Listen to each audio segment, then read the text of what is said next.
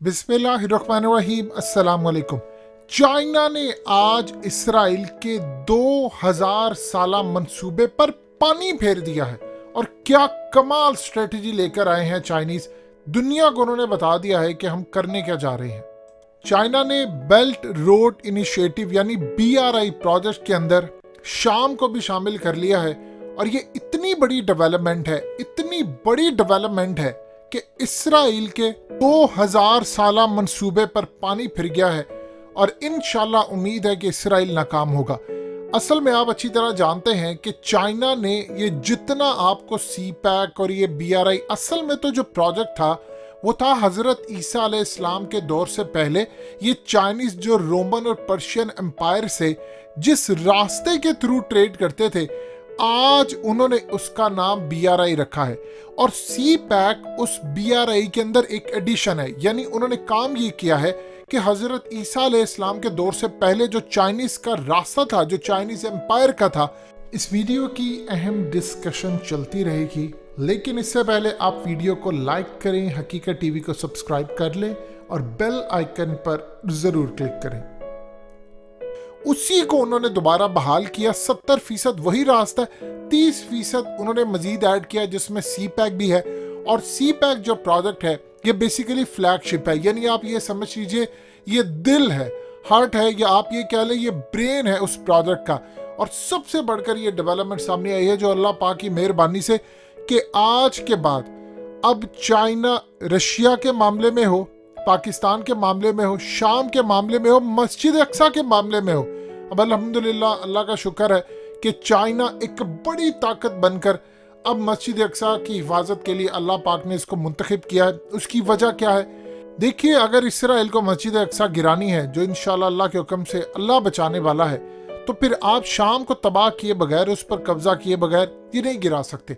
अब सूरत हाल ये पैदा हुई कि शाम के अंदर 2011 से महंगाई के खिलाफ जो एहतजाज था, ये जब शुरू हुआ तो इसमें इसराइल का हाथ था, CIA का हाथ था। और प्लान ये था कि मिडिल ईस्ट को रीशेप किया जाए। अब उसके बाद जो मामला सामने आया वो बड़ा इंटरेस्टिंग था।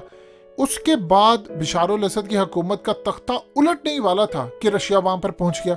रशिया ने पहुंचकर उसकी हुकूमत को संभाला। अनकरीब इसराइल के हाथ में शाम जाने वाला था। और उसके बाद रशिया के आने के बाद अमेरिका नाकाम हुआ, वेस्ट हुआ नाकाम, और इसराइल नाकाम हुआ। अब इंटरेस्टिंगली वांग ही गए और जाकर बशार अल असद से उन्होंने बातचीत की और उन्होंने कहा कि बिल्कुल आपके साथ खड़े हैं। फिर उसके बाद चाइनीज सदर ने बशार अल असद को फ़ोन किया और कहा कि हम आपके साथ हैं। और इस सूरत हाल में उन्होंने एक बयान बड़ा ज़बरदस्त दे दिया कि रिजीम चेंज नहीं करने देंगे। ये उन्होंने इसराइल और अमेरिका को दिया था कि तुम जो ग्रेटर इसराइल करने जा रहे हो, आज के बाद उसके तख्ते उलट दिए हैं।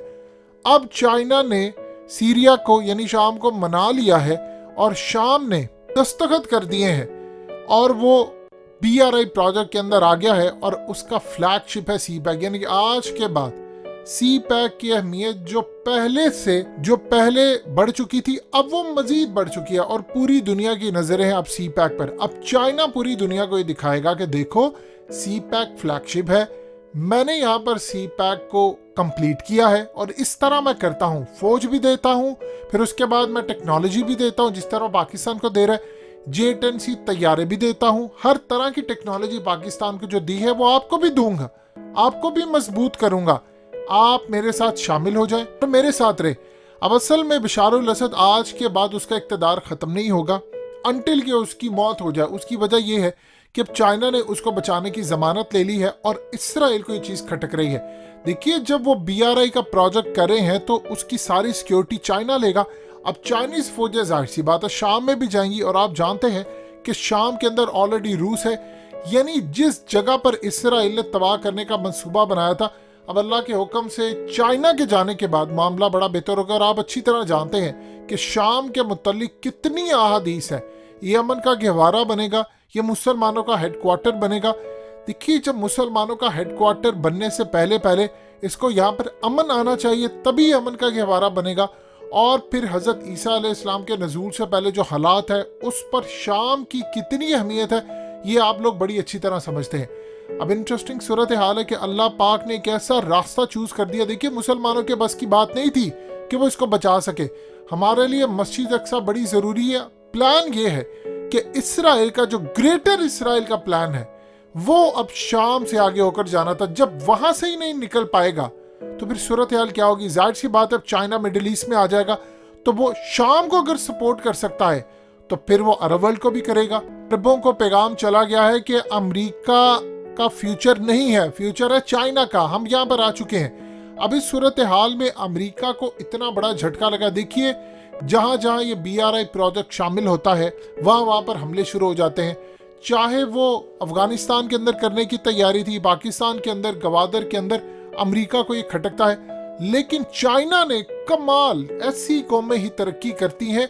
उन्होंने वर्ड यूज किया है एंशियंट सिल्क रोड का। ये सिल्क रोड तो वही था जो हजरत ईसा अलैहिस्सलाम के दौर से पहले, इवन के जो रोमन और पर्शियन एम्पायर थी उससे पहले जिनसे तिजारत होती थी, जिस रास्ते पर होती थी, चाइना वो लेकर आ रहा है। ये होती है कौमें।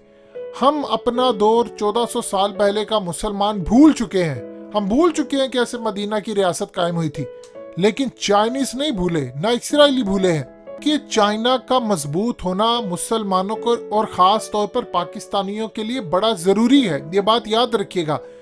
अगर अमेरिका का जवाल अब आता है, जो अमेरिका के इस वक्त तबाही की सूरत हाल हो रही है, उसके बाद इसराइल ये चाहता है कि चाइना का भी जवाल आए, और चाइना का जब जवाल आएगा तो खुदा ना सा फिर पाकिस्तान के ऊपर भी मुसीबत पड़ेगी।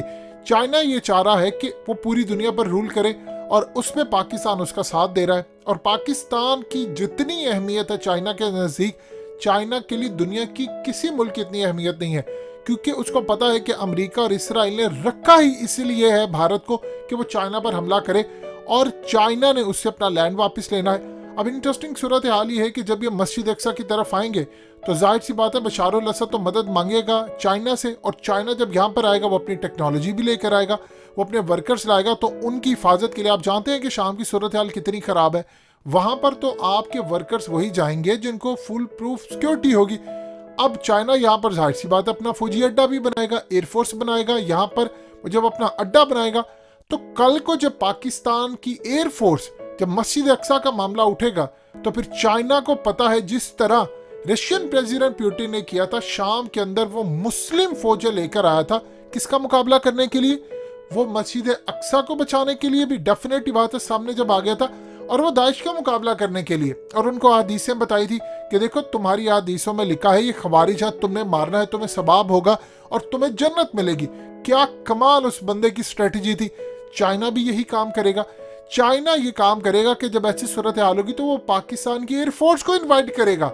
जब पाकिस्तान की एयरफोर्स को वो इन्वाइट करेगा तो मस्जिद अक्सा वाला मामला जो है, आप जानते हैं कि हमने तो माजी के अंदर इसराइल के तैयारे यहाँ पर यानी गोलान हाइट्स के ऊपर अल्हम्दुलिल्लाह हमने, हमारी एयरफोर्स ने आकर इनके तैयारे तबाह किए थे। इसराइल तो वो बात नहीं भूला। तो अल्लाह का शुक्र है, हमारे लिए तो स्ट्रेटजी कमाल है।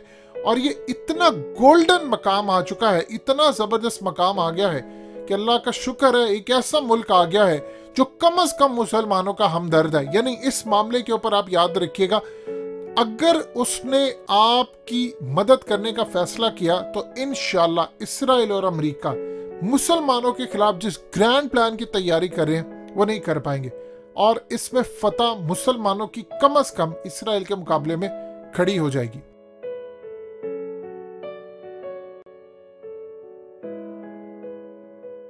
हकीकत टीवी को सब्सक्राइब करना मत भूलें, वीडियो को लाइक करें, शेयर करें और कमेंट सेक्शन में अपनी राय का इजहार ज़रूर करें।